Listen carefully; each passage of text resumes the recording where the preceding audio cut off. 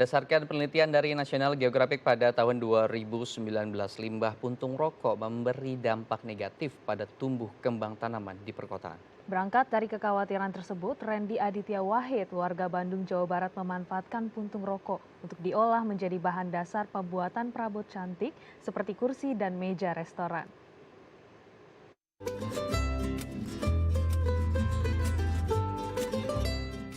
Habitat tumbuhan di perkotaan memiliki risiko tinggi terpapar dari sampah puntung rokok.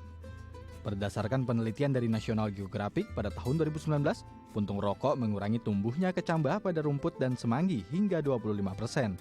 Selain itu, puntung rokok juga mengurangi jumlah biomasa akar semanggi hampir 60%. Berangkat dari kekhawatiran tersebut, Randy Aditya Wahid, warga Bandung, Jawa Barat memanfaatkan puntung rokok untuk diolah menjadi barang bernilai jual tinggi.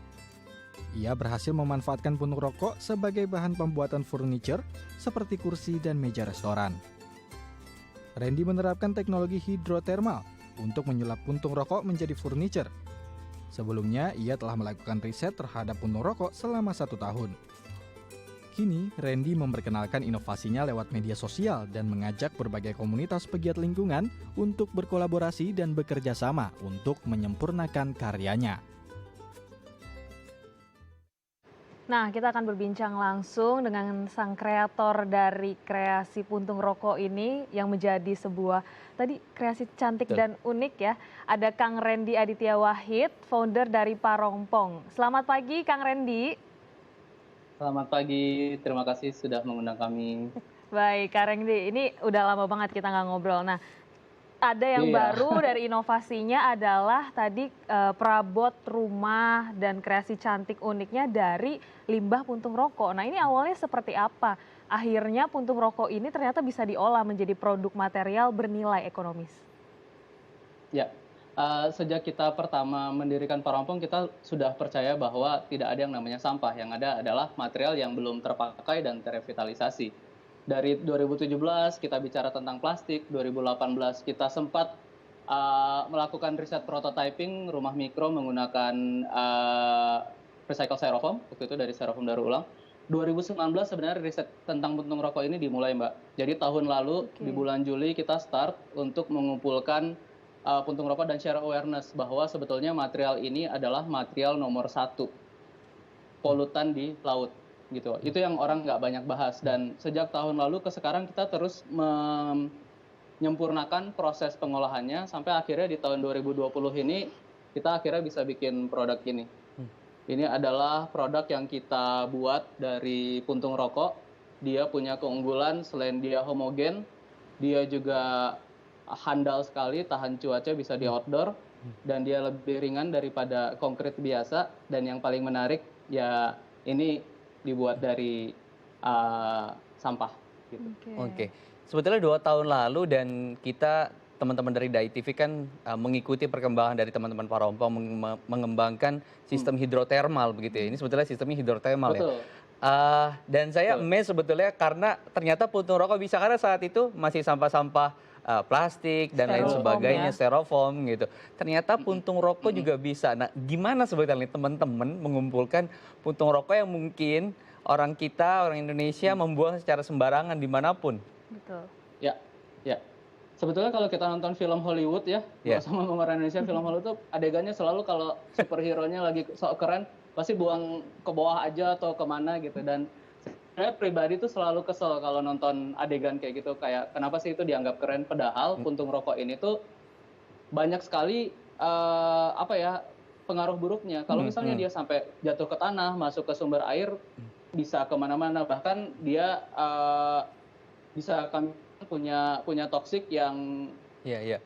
bisa jadi karsinogen atau penyebab kanker. Nah, di hidrotermal ini kita karena dia sampai 200 derajat, itu sebetulnya di atas paper dia mematikan jamur bakteri virus.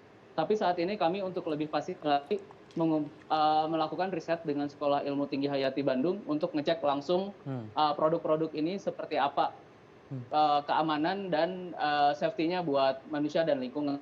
Di sisi lain saya juga mau share di sini bahwa yang sedang saat ini kami kumpulkan sebelum COVID, jadi kan di tahun lalu, dan saat ini kami mulai memasak puntung rokok yang dikumpulkan pasca pandemik dan tentu dengan prosedur dan protokol yang untuk membuktikan sebetulnya dengan teknologi yang tepat kita bisa memanfaatkan limbah. Tapi kami ingin kasih 2 disclaimer di sini. Yang pertama adalah sebaik-baiknya mengolah sampah itu adalah tidak sama sekali. Jadi tolong ini jangan jadi solusi untuk teman-teman yang masih merokok. Sebaiknya berhenti merokok. Karena Sebaiknya berhenti merokok masih ya, harus Redia. beresin sampah. Iya, harus masih beresin sampah yang dari mungkin 40 tahun yang lalu itu masih kita urus gitu kan. Dan yang kedua, ini tidak bisa di rumah karena dia butuh teknologi, kalau tidak akan membahayakan untuk yang mengolahnya. Gitu. Betul. Jangan sampai jadi alasan, mentang-mentang sudah ada gitu ya solusinya, akhirnya tetap merokok Tetap gitu. merokok ya, jadi nanti malah makin banyak supaya bisa jadi sebuah kreasi nih, jangan-jangan. Oke Kang Randy, ini yang menarik akhirnya dari limbah rokok ini, puntung rokok ini, menjadi produk apa saja dan sudah dijual kemana saja sih Kang Randy? Produk pertama kami launching stools kemarin, kita bikin stools untuk interior dari kayu. Kita buka dengan harga 950.000, itu bisa di Instagram Parompong atau di Instagram Kontur Concrete Lab. Dan sejak hari itu sebetulnya ini berjalan sekitar beberapa waktu melakukan penelitian karena respon pasar ternyata bagus. Saat ini kami sudah punya bench, kita sudah punya, terus kita udah punya pot juga yang dari puntung rokok, dan yang paling baru ini sekarang kita lagi ngembangin buat material bangunan. Respon dari teman-teman arsitek dan desainer sih sangat bagus ya. Jadi mereka ada yang langsung minta quotation untuk di proyek di Cirebon.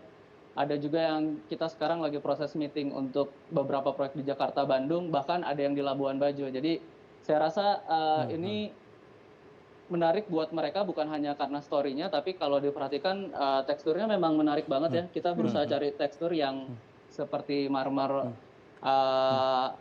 ya travertine yang sebetulnya cukup mahal, dan kita bisa bilang di sini kalian teman-teman arsitek dan desainer bisa dapat produk yang bagus kualitasnya dan secara estetik itu indah, tapi juga dengan harga yang lebih murah. Kenapa ya? Karena sekali lagi ini bahan bakunya kita dapat dari sekitar kita.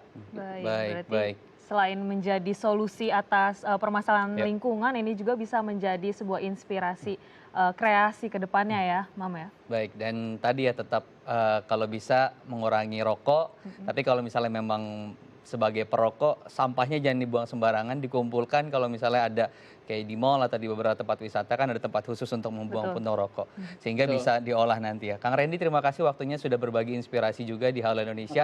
Kita tunggu inspirasi lainnya Kang Randy, jangan lupa untuk terus informasi terus ke kita ya, ke Halo Indonesia. Oke, baik. Ya pemirsa, usai jeda kita akan menghadirkan informasi inspiratif lainnya, tetap bersama kami di Halo Indonesia.